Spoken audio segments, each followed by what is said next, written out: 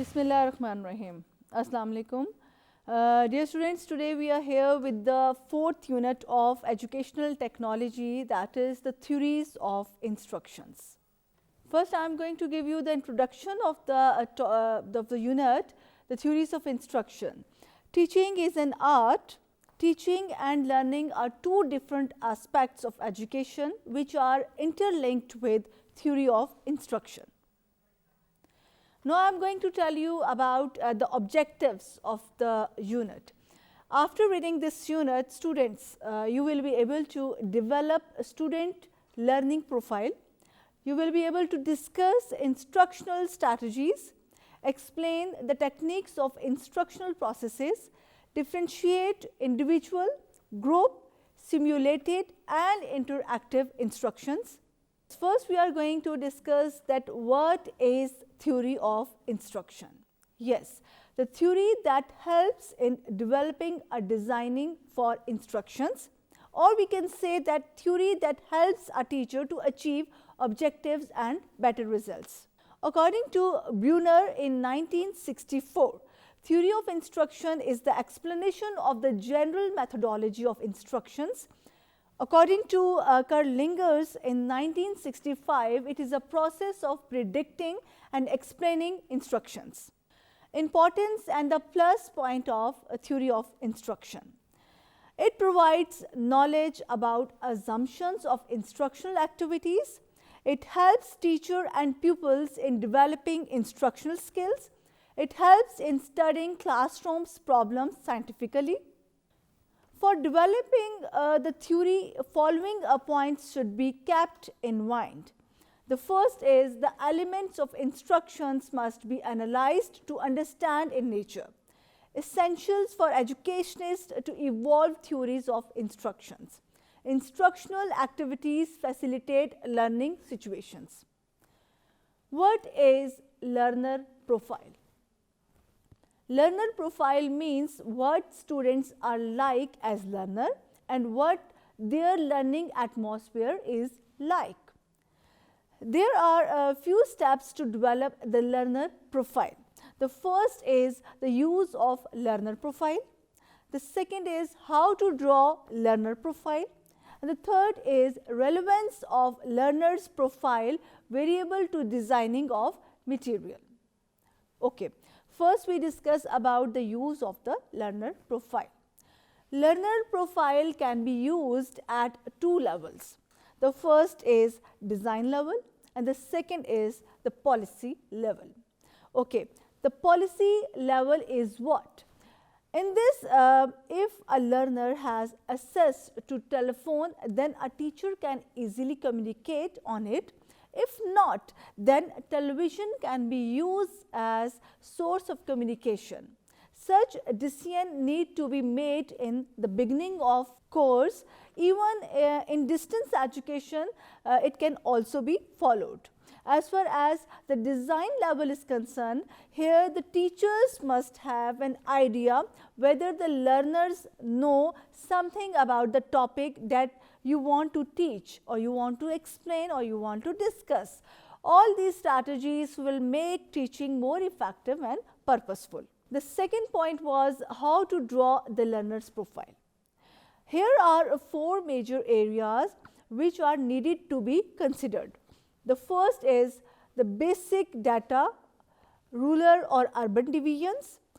The age group is there, the employment is there, the unemployment is there, the level of literacy is there, and what are the basics knowledge which is required by a learner is there. The second is the lifestyle.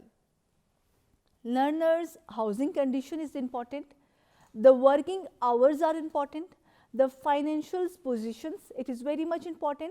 The other activities of the learner, it is very important. The attitude, the aspirations and the non-oral communication, it all comes under the lifestyle of a learner. The third is the infrastructure. In infrastructure, the electricity is very important, the water is very important, the availability of the gas is important, the postal services or the mailing service is important, and the school building which is going to play a very important role. With this school building, the number of the classrooms present in that infrastructure, that is very important. The area where you are going to have this activity, which is very important, like the roads condition are very important, and definitely in the infrastructure, the availability of the library is very important. Now we will discuss about the study habits. For reflecting good and presentable profile, all these points of discussion need to be considered carefully. Now, I am going to tell you about the relevance of learner's profile variable to designing of this material. The material should be well structured with precise instructions on what the learner has to do. The text should have self-assessment questions, and it should be written in simple and easy language for learner. For example, dear students, if the learner is immature and not able to manage or organize his studies, so in this situation, what the relevance does maturity have in designing material for education? This is the question. And what is the solution? The solution in this situation, the writer must know or must give the positive instructions or give the mentorship to the learner how to manage study and how to study. Now, I am going to tell you about the important instructional techniques and the methodologies. The instructional techniques and methodologies in which the most important are to discuss here, one is the lecture method, the second is recitation strategy, and the third is discussion method, or we can say the strategy. Yes, the lecture method, the method in which teacher talks and students, they listen the ideas of the teacher. The advantage of the lecture methods are, it is a very efficient strategy to present the topic in a very short period of time in which the time stands saved. It is useful in introducing new subjects, new topics through the lecture method. With the help of this strategy, the teacher can improve speech defects. Like teacher, she can develop her confidence through lecture method, she can develop her best speech, or she can improve her pronunciation, she can improve her style of communication through the lecture method. But here are also the disadvantages of this method. The first disadvantage is this, that there is no interaction between teacher and a student. Teacher is talking, as I told you that the students, they are only listening the ideas of the teacher. So it means there is no communication between them, there is no interaction between them. Another disadvantage is that ignore individual differences. Once the teacher in the classroom is talking, she is not going to communicate, she is not going to interact, and she is going to ignore the individual differences. Like individual differences is what? Like there are different type of categories of the students in the classroom. The few categories are the outstanding, the few the average, the few they are below average, and the few they are very weak students. So teacher is going to ignore the individual differences in the classroom. The another disadvantage of this method is the lack of interest by the students. The students, they are not going to take interest in the classroom. They are not going to have a keen attention to the classrooms once the teacher is talking. She is not taking or she is not seeking the attention of the students during her lecture. So these are the disadvantages of the lecture method. Following points must be taken care while lecturing in a classroom. In context with its disadvantages. The first important point is this, that lecture must be well organized and well prepared. Once you are going to have a very good, well organized and well prepared lecture in your class, students, they are going to take interest. The students, they are going to listen you. they are going to participate, they are going to take interest in your subject. So that's why this lecture method should be well prepared, well structured, well organized in the classroom. It should contain the sufficient examples and informations. It should proceed from simple to complex.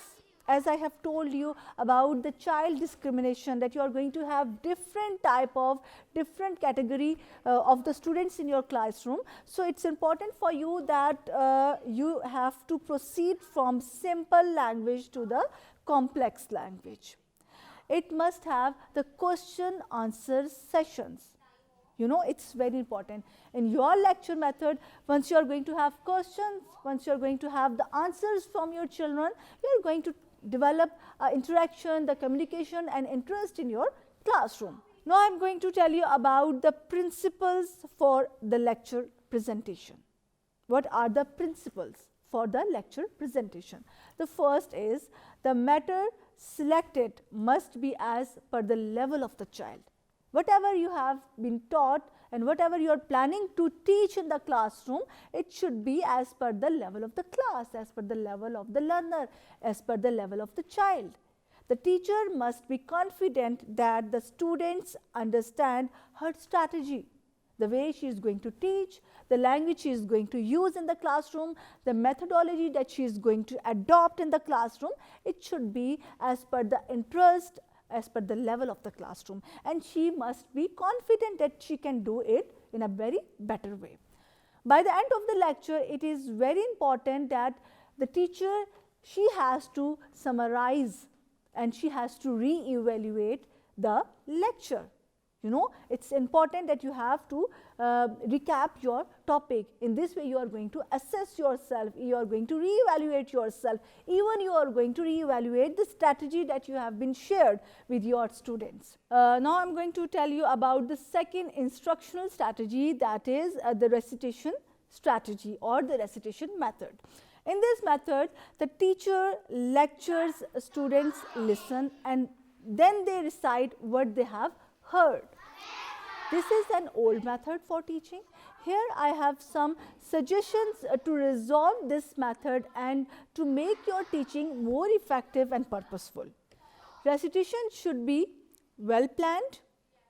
Before asking someone to recite, a teacher should discover his own adequacy or preparation. Recitation must come after discussion. Students must be encouraged to participate or to contribute something in the classroom. Now, I am going to tell you about the third instructional strategy, that is discussion strategy. This method is now become basic strategy of education at all levels, and it is very, famous, and it is very common nowadays. Reasons and advantages of the discussion strategy is very important to discuss here. The first important reason is the process in which two or more people can participate or express their knowledge. The discussion method, it promotes the cooperative learning. So many people, they are going to discuss, they are going to participate, they are going to express their ideas, and there is a cooperative learning environment is over there. In the discussion strategy or in the discussion process, the several minds, they work together, like on the basis of equality and the mutual respect. The following steps, they play a very important role in the discussion method. Here I am going to discuss with you. The first, which is called as symposium. Symposium implementation, that means in which 3 or more people present their views. They share their views, they discuss their views. In symposium, it is followed by the questions and discussion method. This method provides great opportunity to audience to participate. The second important point is over here in the discussion strategy, that is the panel discussion. In this method, the few people with different backgrounds and experiences, they discuss and the other listen. These people don't go for the long speeches. like they're not going to have a long speeches, they just come to the point, they just discuss the very important points which are the part of the discussion. In informal group discussion, in this method, the pupil are the leaders of the discussion activity. Leadership qualities, they are developed in which the students' thinking skills are tested. Like informal group discussion, the leadership qualities, they are developed in the learners, they are going to enhance their thinking skills, and the students, they are basically the leaders. In formalizes group discussion, in this method, the discussion leader and the several resource members represent the special skills and they share the useful knowledge with each other. There is also a recorder who is going to tell them about their discussion. Now I am going to tell you about the important the topic which is instructional process for motivation. That what are the instructional process for motivation? Monotony is also a major problem in classroom. In order to eradicate this methodology and to make teaching very effective, the following skills are very important to discuss here. The first is the individual instruction teaching skills. The second is skill of explanation. The third is the skills of using class whiteboard, or we can say the blackboard. The fourth is skill of reinforcement. Now we are going to discuss the first one, which is called the individual instruction teaching skills. This follows the following important steps. The first is the movement of the teacher in a classroom. The teacher movement in a classroom is very important. It facilitates the purposeful attention towards learners. The second important thing is the gestures of a teacher, the body language of a teacher. The body language and the movement of the hands, they are going to present your topic, your lecture more impressive towards your learners. The third is change in speech pattern. Teachers or dear students, once you are going to teach or once you are going to talk in your classroom, the change in speech pattern is very important. It is going to play a very important role in your teaching learning procedures. Sudden change in tone, volume and speed helps to avoid monotony. Now I am going to tell you about focusing in individual instruction teaching skills. Focusing or giving attention on some specific point also enhances the instructional process for motivation. Once you are going to focus on some very important point in your topic, it's also going to seek the attention of your learners in the classroom. So that's why some focus on some point is going to play a very important role in a classroom. Okay, now I'm going to tell you about the skill of probing questions. When teacher put the students in probing, she is in a situation to get different types of responses from the class. If the answers are not correct, then she tries to bring them towards the right answer. In relation with this point, there are some important components that I am going to tell you about the skill probing questions. Here, the important things to highlight are about the components of probing questions. The first is prompting. The second is seeking further information.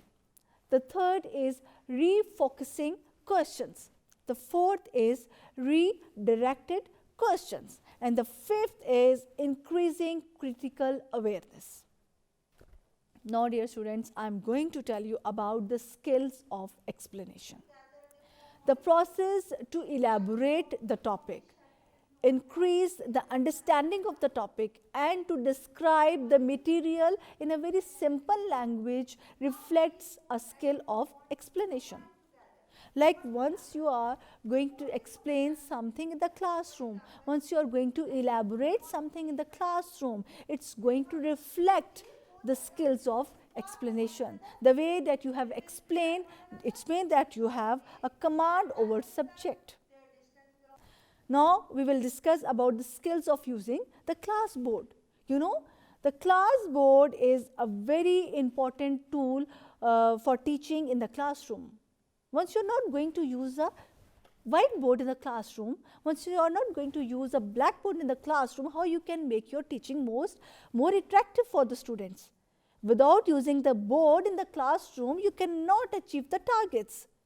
Okay, the class board is one of the most important tool for teaching that makes teaching more versatile.